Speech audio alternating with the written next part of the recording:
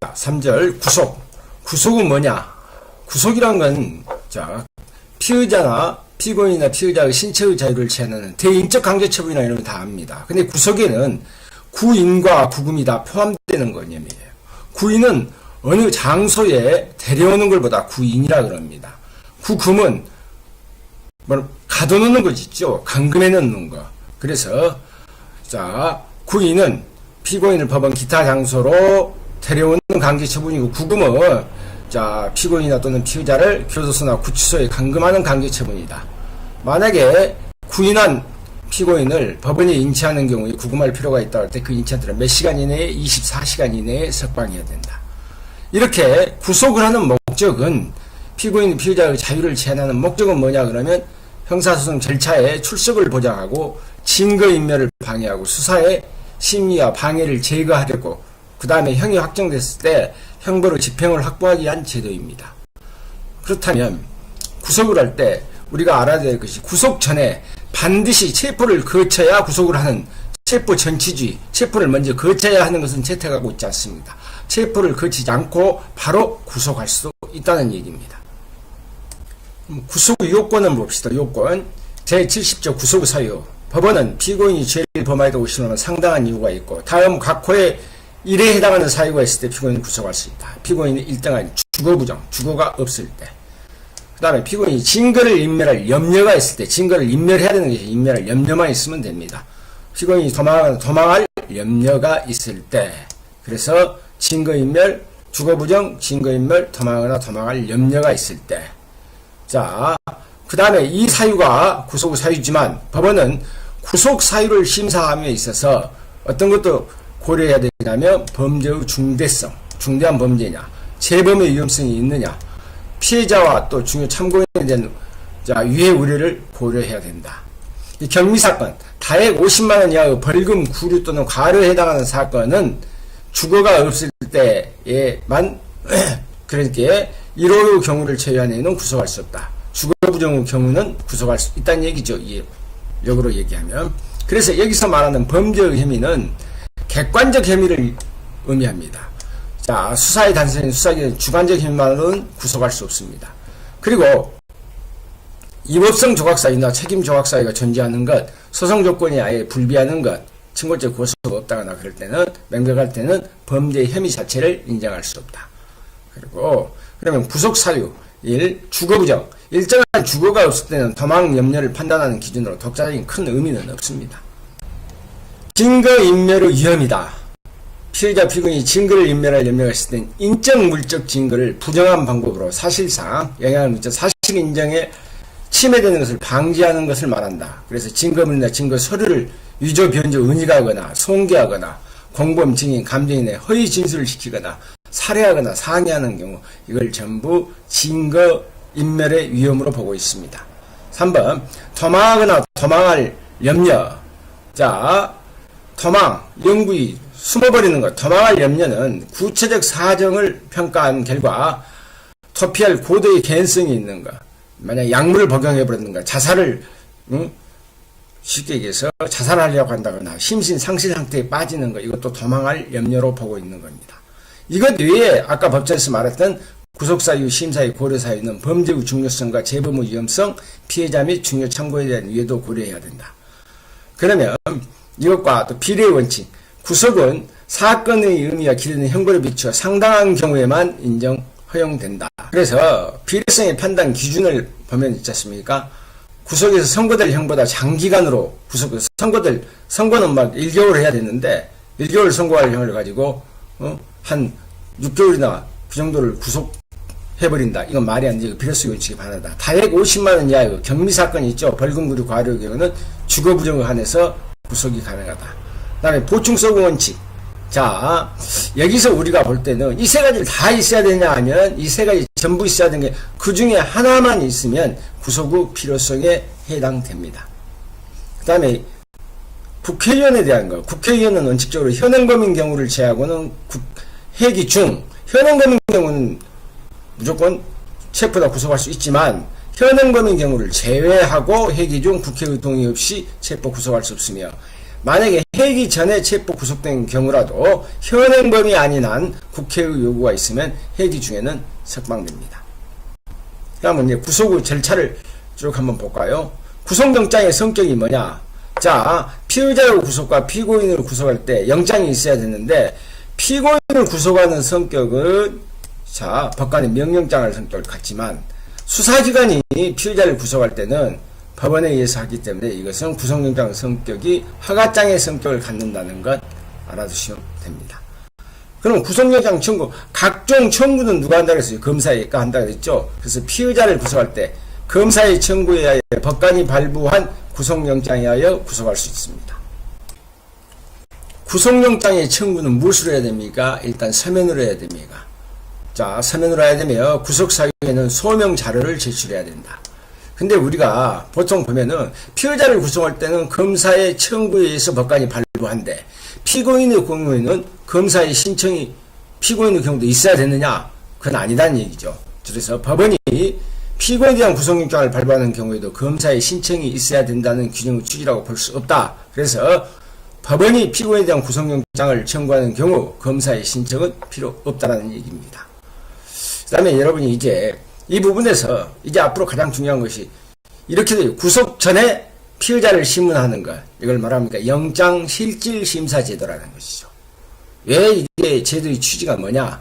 일단 수사기관 네 말만 듣고 사람을 구속이라는 건 장기간 하기 때문에 인권의 침해나 부당한 인신 구속할 우려가 있기 때문에 판사가 한번 봐보자. 그래서 구속 전 피의자 신문은 필수적으로 거쳐야 됩니다. 이건 필수입니다. 임무적으로 거쳐야 된다가 아니라 반드시 거쳐야 됩니다. 하지만 법원이 피고인을 구속하는 경우는 영장실질심사를 거치지 않죠. 그래서 이제 영장실질심사는 무조건 피의자입니다. 그래서 필요적 피의자 신문인데, 일단 피의자가 체포된 경우를 볼까요? 두 가지로 나눴죠. 체포된 경우와 체포되지 않는 경우.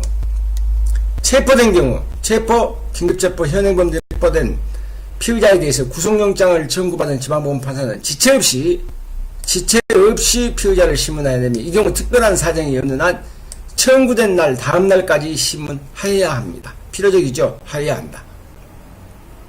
만약에 체포되지 않는 경우는 어쩔 것이냐? 이렇게 피의자가 체포되지 않는 경우 구속영장을 청구하는 판사는 피의자가 죄를 범하였다고 의심할 만한 상당한 이유가 있는데, 일단 먼저 구인을 위한 구속영장을 발부하여 피의자를 구인한 후 심문하여야 한다. 필요적이죠.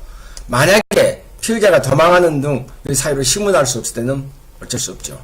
자, 법원은 인치받은 피고인을 유치할 필요가 있을 때, 가둬놓을 필요가 있을 때는 교도소, 구치소, 경찰서, 유치장에 유치할 수 있다. 이 경우 유치기간은 24시간을 초과할 수 없습니다. 그러면 신문기일이나 장소 통지와 피의자의 출석. 자, 체포된 피의자에 대해서는 즉시, 만약에 그 외에 체포되지 않은 피의자가 할 때는 피의자를 인치한 후 신문기일과 장소를 검사, 피의자 및 변호인에게 통지해야 됩니다. 검사는 피의자가 체포됐을 때는 그 기일에 피의자를 출석시켜야 되고, 검사 피고는 신문기일에 출석하여 의견을 진술할 수 있다. 뒤에 또 나옵니다. 만약에 이때 국선 변호인을 선정, 신문할 때 피의자에게 변호인이 없을 때는 지방법원 판사는 직권으로 변호인을 선정해야 된다. 이 경우 만약에 구속영장 청구가 기각돼 버렸을 때는 효력을 상실하지만, 기각되지 않고 영장이 발부됐을 때는 1심까지도 효력이 있습니다. 자, 법원은 변호인의 사정이나 그 밖의 사유로 변호인의 선정 결정이 취소되어 변호인이 없게 될 때는 직권으로 변호인을 다시 선임할 수 있습니다. 그러면 신문 절차를 볼까요? 신문의 장소. 신문의 장소는 원칙적으로는 법원 청사 내에서 했죠. 다만 피의자가 출석을 거부하거나 질병, 기타 부득이한 사유로 법원에 출석할 수 없을 때는 경찰서, 구치소, 기타 적당한 장소에서도 신문할 수 있습니다. 알아두시는 게 좋겠죠. 자, 공범의 분리신문과 신문의 비공개. 판사는 신문할 때 공범과 분리신문이나 기밖의 수사상의 비밀리에 필요한 조치를 해야 되고, 원래 신문은 원칙적으로 비공개라는 거 알아두셔야 됩니다. 다만 법원이 상당하다고 인정할 때 피의자의 친족, 피해자 등 이해관계인의 방청을 허가할 수는 있습니다. 허가할 수 있다. 자, 피의자의 출석 거부와 신문이었죠. 만약에 피의자가 출석을 거부해버린단 말이야. 안 나오겠다 그럴 때 출석을 거부하거나 질병을 사유로 출석이 현저히 곤란할 때는 피의자의 출석 없이도 신문 절차를 진행할 수 있습니다. 그렇다면 검사는 피의자가 신문 기일의 출석을 거부한 경우 판사에게 그 취지 및 이유를 기재한 서면을 작성하여 제출해야 되고, 만약 그럴 때는 어쩌냐. 자, 피의자의 출석 없이 신문 절차를 진행하는 경우에는 거기에 출석한 검사 및 변호인의 의견입니다. 반드시 알아요. 검사 또는이 아니라 검사 및 변호인의 의견을 듣고 수사 기록 및 적당하다고 인정한 방법으로 구속 사유 유무를 조사할 수 있다는 것. 여기에 나오는 지문은 이해가 필요한 것이 아니라 지문 그대로를 여러분 시험 문제에 여러분 그대로 나오니까 이 규칙을 이따가 여러분에게 지금 소개를 하는데, 자, 변호인의 접견. 변호인은 구속영장이 청구된 피의자의 신문 시작 전에 피의자와 접견할 수 있습니다. 그런데 지방법원 판사는 피의자의 수라든가 성격을 고려해서 자, 접견 시간을, 변호인과 접견 시간을 정할 수 있고, 지방법원 판사는 검사 또는 사법경찰과 일항에 필요한 접견에 필요한 조치를 요구할 수 있다. 그러면 신문 기일에 어쩔 것이냐? 신문 기일의 절차 볼까요? 판사는 자, 피의자에게 구속영장 청구서에 기재된, 구속영장 청구서는 검사가 청구한 그 기재된 범죄 사실의 여지를 알려주고, 범죄 사실의 여지를 고지하고, 피의자에게 일체의 진술을 하지 않거나 개개의 질문에 진술을 거부할 수 있으며 이익된 사실을 진술할 수 있음을 알려주어야 된다. 반드시 알려줘야 됩니다. 자, 그래서 구속사유를 판단하기 필요한 상황에서 신속하고 간결하게 신문해야 되지만 증거인멸 또는 도망할 염려를 판단하기 자, 이 사람이 증거를 인멸할 것인가, 도망할 염려가 있는가를 하기 위해서 필요한 상황에서 피의자의 경력, 가족관계, 교우관계, 개인적 사항에 대해서도 신문할 수 있습니다. 그 다음에 검사 피고는 판사의 신문이 끝난 후에 의견을 진술하시지만 필요한 경우에는 신문 도중에 판사의 허가를 얻으면 의견을 진술할 수 있고, 자, 피의자는 판사의 신문 중에도 변호인에게 조력을 구할 수 있습니다. 신문 중에도 변호인에게 조력을 구할 수 있다는 거 알아두십시오. 판사는 구속 여부를 판단한다고 인정할 때 신문 장소에 출석한 피해자나 그 밖에 제3자에 대해서도 판사는 신문할 수 있습니다. 자, 구속영장이 청구된 피의자의 법정 대리진, 배우자, 직계친족, 형제자매, 가족 동거인 고용주는 판사의 허가를 얻는다면 사건에 대해서 의견을 진술할 수 있습니다. 자, 판사가 신문에 필요하다면 호송경찰은 기타를 퇴실하고 신문을 진행할 수 있다는 것. 그래서 이 규칙은 중요합니다. 시험에 나올 때는 규칙 내용 그대로가 나오니까 이건 숙지를 해 두셔야 됩니다. 그러면 이게 이제 신문 내용입니다. 4번 신문 기일의 절차. 판사는 청구서에 의해서 진술거부권을 고지하라. 자, 구속 여부를 판단하기 위해서 신속 간결하게 신문하고, 자, 증거인멸 도망할 염려를 하기 위해서 쉽게 해서 개인적인 사항도 신문할 수 있다는 것 알아두시고요. 그대로입니다. 그것은 검사 변호인은 신문이 끝난 후에 허가를 얻어 신문할 수 있고, 신문 중에도 허가를 얻는다면, 일단 허가만 얻는다면 의견을 진술할 수 있고, 신문 도중에 피의자는 변호인에게 조력을 구할 수 있다. 자, 이건 전부 얘기를 했습니다. 그러면 의견 진술을 볼까요? 의견 진술. 신문이 끝난 뒤에 할 수 있다. 신문 중에도 판사의 허가를 얻으면 의견을 진술할 수 있다. 그 다음에 법정 대리인, 배우자, 직계친족, 형제, 자매, 가족 동거인 고용주는 판사의 허가를 얻어서 뭘 할 수 있다. 자, 의견을 진술할 수 있다. 그러면 조서의 작성. 피의자를 신문할 때 법원 사무관 등 신문의 요증을 조서를 작성해야 된다. 조서에는 진술서를 간언한 후 서명 날인하게 해야 됩니다. 간인한 후에 서명 날인하게 해야 되며, 자, 만약에 진술자가 서명 날인을 거부할 때는 그 사유를 기재해야 된다. 검사, 피의자, 변호인은 신문 과정의 속기, 녹음, 영상 녹화를 신청할 수 있으며, 그 다음에 사후 속기록, 영상물, 영상 녹화물의 사본을 신청할 수도 있습니다. 구속영장 청구서 및 소명자료의 열람. 자, 피의자 신문에 참여할 변호인은 지방법원 판사에게 제출한 구속영장 청구서 및 그에 첨부된 고소, 고발장, 피의자의 진술을 기재하는 서류와 피의자가 제출한 서류, 피의자와 관계된 서류는 열람할 수 있습니다. 그런데 이 항을 보면 검사는 증거인멸 피의자가 공범관계자와 도망할 염려가 있어 수사에 방해가 될 염려가 있을 때, 자, 무엇은 반드시 구속영장 청구서를 제외한 열람에 대한 제한 의견을 제출할 수 있고, 그 의견이 상당하다고 인정할 때 전부 또는 일부 열람을 제한할 수 있습니다.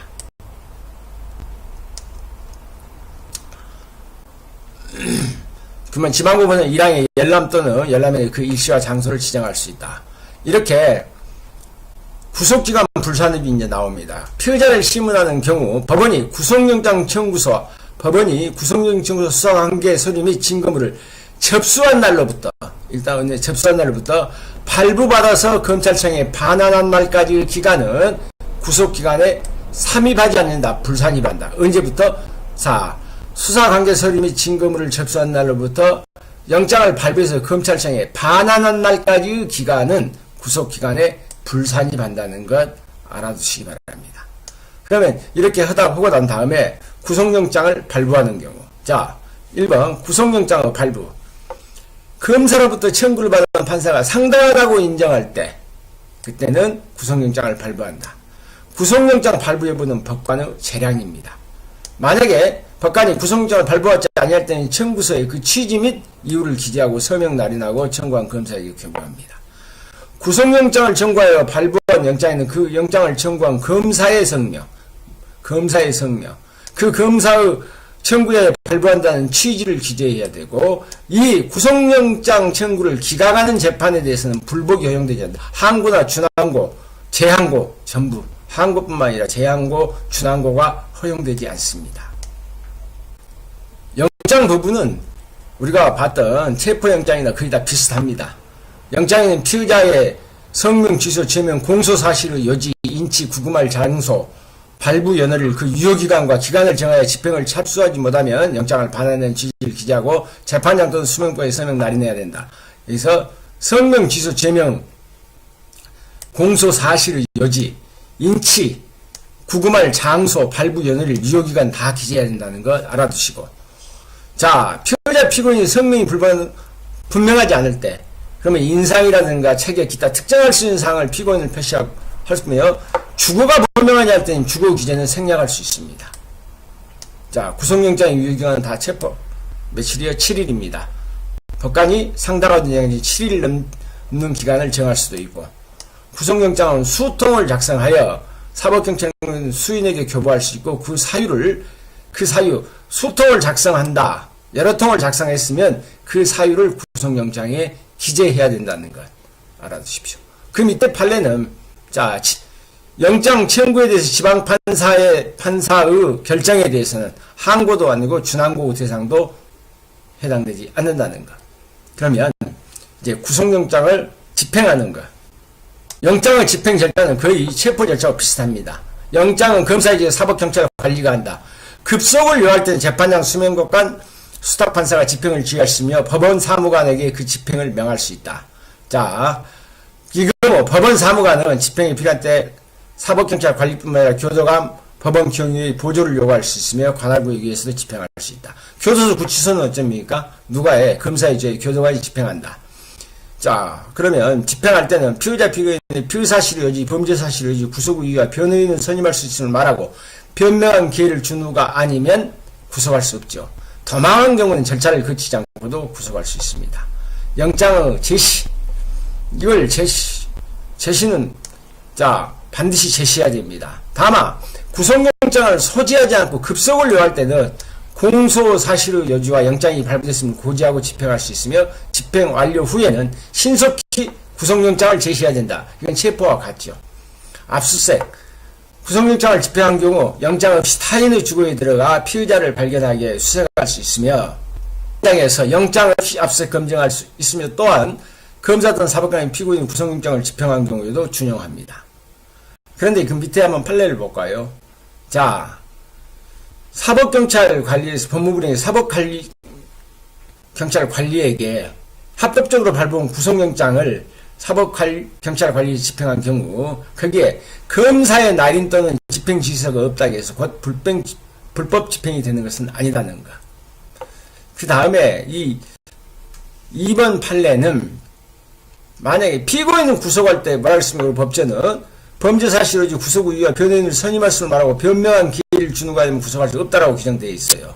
이것은 피고인을 구속할 때 법관에는 사전 청문 절차를 규정하는 것인데, 법원이 피고인에 대한 구속영장을 발부하며 사전에 이 규정에 따른 절차를 거치지 아니한 채 구속영장을 발부하였다면 그 발부 결정은 위법하다고 할 것이나, 변호인을 선정하여 공판 절차에서의 변명과 증거를 제출을 다하고 그 변호 아래 판결을 선고받은 경우, 이와 같은 것은 위 규정에 정한 절차적 권리를 실질적으로 보장되었다고 볼 수 있는 경우에는 발부 결정이 위법한 것이라고 볼 것이 아니다. 이 부분은 한번 여러분이 숙지를 해 두셔야 됩니다. 그 다음에 영장 집행 후 절차, 체포와 거의 같습니다. 고지, 피고인을 구속할 때 공소사실 여주와 즉시 변호인을 선임할 수 있으면 알려줘야 되죠. 그 다음에 통지는 어떻습니까? 지체 없이 서면으로 변호인 또는 변호인 선임권자가 피고인 피의자에게 지정한 자에게 구속 후 일시 장소 범죄 사실의 여지, 구속 후 이후 변호인을 선임할 수 있다는 취지를 통지해야 된다. 이건 체포 경우가 거의 다 같죠. 구속 후 통지, 피고인을 구속할 때는 변호인이나 30조 규정한 자는 피고인을 지정한 자 1인에게 통지해야 된다. 통지는 늦어도 24시간, 지체 없이, 여기는 또 규칙에는 24시간 이내에 서면으로 해라. 만약에 규정한 자가 없어서 통지를 못할 때는 서면을 기록에 처해라. 급성을 요한 경우는 구속되는 취지 일시 장소를 전화, 모사전은 기타 방법으로 통지할 수 있다. 다만 이 구속 후 통지는 다시 서면으로 해야 됩니다. 그리고 이제 우리가 중요한 것이 구속 기간입니다. 수사기간은 구속기간. 사법경찰관이 피의자를 구속할 때는 며칠 이내에, 10일 이내에 인치하지 않을 때는 석방해야 돼요. 검사의 구속기간도 원칙적으로 10일입니다. 그런데 검사에는 1차에 한해서 10일을 초과하지 아니하는 한도 내에서 1차에 한해서 구속기간을 연장할 수 있어요. 그러면 검사는 10일, 검사는 사법경찰관은 10일, 검사는 10일인데 1차에 한해서 연장할 수 있으니까 20일이 되겠죠. 근데 기타 국가보안법 사건에서는 사법경찰관에게 1회, 검사에게 2회에 한해서 구속기간을 연장을 허가할 수 있도록 하고 있어요. 그러면 국가보안법 사건은 사법경찰관은 20일, 검사는 며칠입니까? 30일간 데리고 있을 수 있죠. 그런다 할지라도 이건 유연히 선고된 거죠. 국가보안법상 찬양 고문 및 불고지죄에 대한 구속기간 연장은, 이렇게 경미한 범죄에 대한 구속기간 연장은 유연이다. 그래가지고 이 부분은 구속기간을 연장할 수 없습니다. 여기서 이제 여러분이 알아둘 게 법원의 구속기간입니다. 피고에 대한 구속기간은 2개월이나 구속을 계속할 필요가 있는 경우는 신급마다 2개월 단위로 2차에 한해서 결정으로 갱신할 수 있다. 이 조문만 보면은 1심은 기본 2개월이 있으니까 1심 신급은 신급마다 2개월 단위로 2차에 한해 결정. 그래서 1심은 6개월, 2심은 4개월, 3심도 4개월입니다. 그러나 그 밑에 상소심은 피고인 또는 변호인의 신청한 징고조사, 상소 이유를 보충한 서면 제출 등으로 추가 심리가 필요하다고 부득이한 경우에, 3차에 한해서 갱신할 수 있다. 그러면 상소심은 2심과 3심은 3차에 한해서 갱신할 수 있다 그랬으니까 6개월이 되겠죠. 1심은 기본 2개월이기 때문에 이건 전부 다 최장 기간은 1심도 6개월이 되고 2심도 6개월이 되고 3심도 6개월이 돼서 최장 1심에서 3심까지 최장 기록은 6, 3, 18, 18기간입니다. 18개월이게 되겠죠. 그런데 여기서 이제 공판 절차가 정지된 기간, 공소 제기 전 체포 구금 기간은 법원의 구속 기간에는 삼입하지 않습니다. 어디의 구속 기간에? 법원의 구속 기간에 삼입하지 않는다. 만약에 구속 기간을 연장을 하기 위해서는 신청은 서면으로 해야 되고 그 이유를 기재해야 되고, 그러면 그 구속 기간 연장의 계산 방법은 구속 기간 만료 다음 날부터 계산을 합니다. 구속 기간의 만료 다음 날부터 계산을 한다. 연장 기간은. 그러면 구속 기간의 계산을 한번 볼까요? 구속 기간의 계산. 구속은 장기간이죠. 그래서 초일은 시간을 계산함이 없이 1일로 산정하고, 초일이 구속기간은 말일이 공휴일 토요일이라도 구속기간에 삼입한다. 그래서 초일 불산입이 아니라 삼입합니다. 구속기간에서는. 말일이 공휴일 또는 토요일이라도 구속기간에 삼입하는 것이고, 구속기간에 불산입하는 것, 쉽게 해서 구속영장의 효력이 지속돼야 되는데 현실적으로 구속되지 않는 기간은 구속기간에 삼입하지 않습니다. 여기서 한번 볼까요? 구속기간에 포함되지 않는 경우, 피의자의 경우에는 도주기간, 도망다녀버렸다, 영장실질심사, 체포구속직부심사기간, 구속 후 집행정지기간, 피의자의 감정유치기간, 이것은 구속기간에 포함되지 않습니다. 피고인의 경우를 볼까요? 피고인 보석기간, 기피 신청에 의해서 소송 절차가 정지된 거이나, 자, 법원의 경우에는 뭐라고 합니까? 공소 제기 전에 체포 구금 기간은 법원의 구속기간에 포함되지 않는다 그랬죠. 공소장 변경 시 공판 절차 정지하는 것이나, 피고인에 대한 감정 유치 기간, 감정 유치는 여기 다 있고, 피고인의 의사 무능력 또는 질병으로 해서 공판 절차가 정지된 기간, 이건 실질적으로 구속되어 있지 않기 때문에, 실제로 구속되지 않는 기간이기 때문에 이것은 포함되지 않습니다. 그런데 어떤 경우를 보냐? 밑에를 잘 받으십시오. 병합심리나 관할 이전, 이건 이제 법원과 관리된 것이죠. 이때는 소송 절차의 정지 기간은 구속기간에 법원이 하는 것이기 때문에 포함됩니다. 호송 중 가유치 기간도 구속기간에 포함된다는 것. 자, 알아두시기 바랍니다. 그러면 7번, 구속기간이 통과됐다. 그랬을 때 영장의 효력은, 자, 대법원은 영장의 효력이 당연히 실효되는 것이 아니라고 밑에 판례가 있지만은, 통설은 어쩝니까? 구속영장 효력이 당연히 상실돼서 불법 구속이 된다.